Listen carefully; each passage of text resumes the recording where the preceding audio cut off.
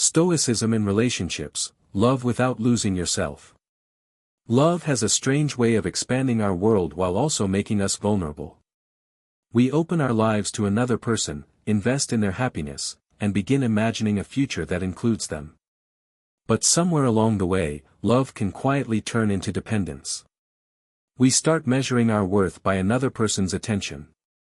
We change ourselves to avoid conflict. We hold on so tightly that the relationship becomes a source of anxiety instead of connection. Stoicism offers a different way to love. Not coldly.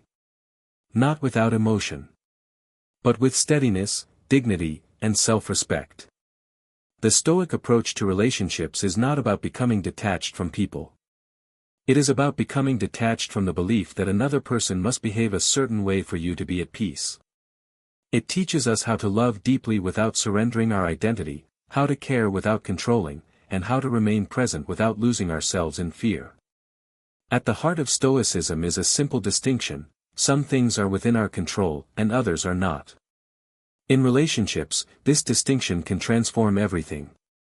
You can control how honestly you communicate, how respectfully you behave, how carefully you listen, and whether your actions reflect your values.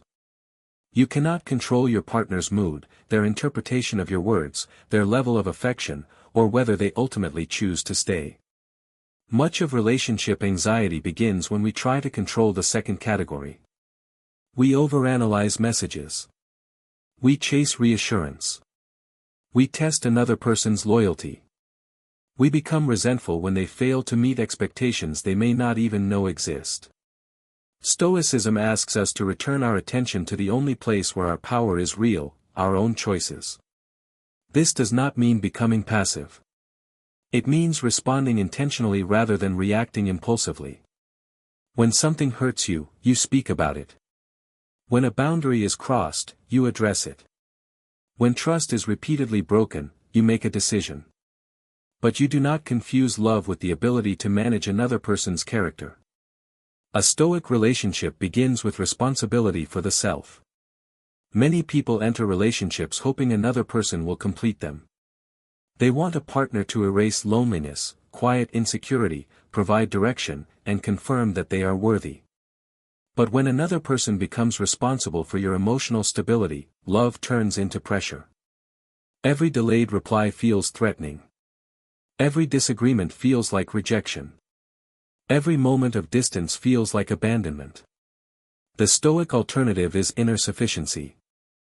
This does not mean that you need no one. Human beings need affection, companionship, and belonging. Inner sufficiency simply means that your entire sense of self is not outsourced to another person. You continue to maintain your friendships, interests, values, routines, and ambitions. You do not abandon the life you built simply because someone entered it. Healthy love should add depth to your identity, not erase it. There is an important difference between compromise and self-betrayal. Compromise says, your needs matter too. Self-betrayal says, my needs do not matter at all. Stoicism encourages us to act according to virtue, wisdom, courage, justice, and self-control. These principles can guide us through the most difficult parts of love. Wisdom helps us see a relationship clearly rather than through fantasy. Courage helps us have difficult conversations. Justice reminds us to treat both our partner and ourselves fairly. Self-control prevents anger, jealousy, and fear from dictating our behavior. Consider jealousy. Jealousy is sometimes presented as proof of love, but it is usually a mixture of fear, possession, and imagined loss. A Stoic does not deny the feeling. A Stoic examines it. What exactly am I afraid of? Is there evidence of betrayal, or am I reacting to my own insecurity? Am I asking for reasonable respect, or am I trying to restrict another person's freedom? This pause creates space between emotion and action. You may still feel jealous, but you do not have to accuse, monitor, punish, or manipulate your partner. Feelings are real, but they are not always reliable instructions. The same principle applies to conflict. In an argument, the ego wants to win. It wants to prove that it is right, expose the other person's flaws, and defend itself at any cost. But winning an argument can still damage the relationship. Stoicism asks a better question. What response reflects the person I want to be?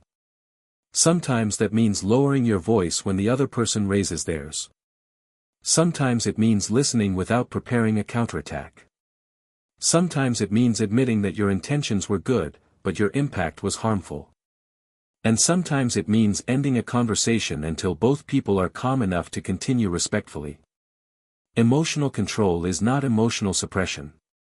Suppression says, I should not feel this. Self-mastery says, I feel this, but I will choose what I do next. This is especially important when setting boundaries. Boundaries are often misunderstood as threats designed to control another person. But a real boundary is a statement about your own participation. Saying, you are not allowed to speak to me that way, attempts to control the other person. Saying, when the conversation becomes insulting, I will step away and return when we can speak respectfully, describes what you will do. A Stoic boundary is calm, clear, and enforceable. It does not require anger to be serious. It does not need endless explanations. Most importantly, it must be supported by action. A boundary that is repeatedly announced but never upheld eventually becomes nothing more than a request. Loving without losing yourself also means accepting that relationships are temporary by nature. Some last for a season. Some last for decades. Even the strongest bond is subject to change, separation, illness, and death. This may sound pessimistic, but the Stoics used awareness of impermanence to increase gratitude. When you remember that your time with someone is limited, you become less likely to take them for granted. You listen more carefully. You forgive more wisely. You stop postponing affection. You appreciate ordinary moments because you understand that they are not guaranteed. Impermanence also protects us from possession.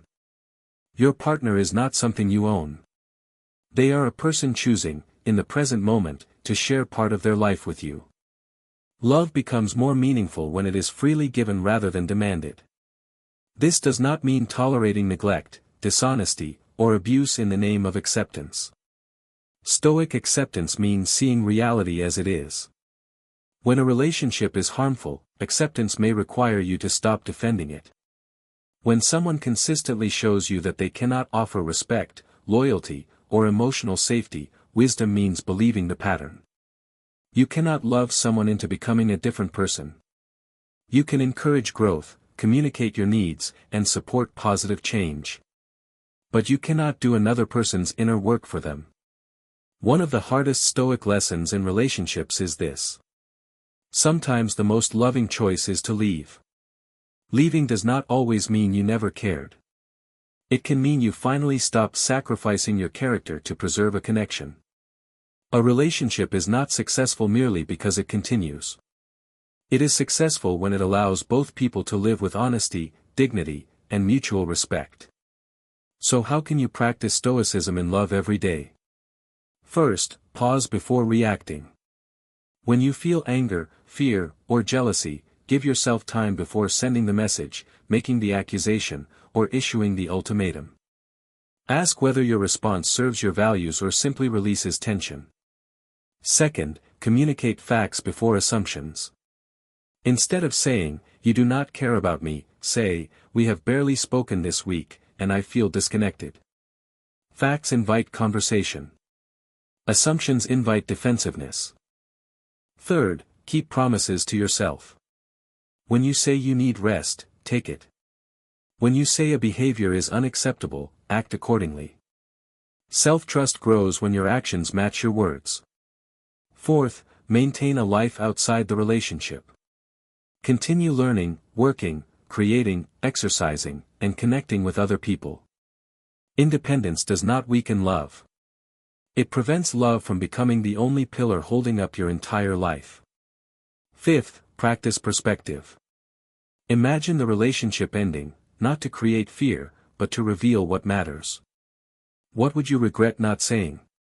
What conflicts suddenly seem small? What behavior are you tolerating simply because you are afraid to be alone? Perspective can clarify both gratitude and truth. Finally, remember that love is a practice of character. It is not merely a feeling that happens to you. Love is patience when patience is difficult. It is honesty when dishonesty would be easier. It is respect even when emotions are intense. But love also includes self-respect. You are not virtuous for abandoning yourself. The goal of Stoicism in relationships is not to become unbreakable. Love will affect you. Loss may hurt you. Disappointment may shake you. The goal is to remain rooted even while your emotions move. You can love someone and still say no. You can miss someone and still choose not to return. You can forgive someone without giving them the same access to your life. You can care deeply while accepting that their choices belong to them. That is the balance Stoicism offers, an open heart and a grounded self. Love fully, but do not hand another person the authority to define your worth. Stay loyal, but not to the point of betraying your principles. Be vulnerable, but do not confuse vulnerability with the absence of boundaries. Give generously, but do not disappear. The healthiest relationship is not made of two incomplete people trying to become one. It is made of two whole people choosing to walk beside each other. When you understand that, love becomes less desperate and more deliberate. Less possessive and more grateful. Less about being saved, and more about sharing a life without losing the person you are.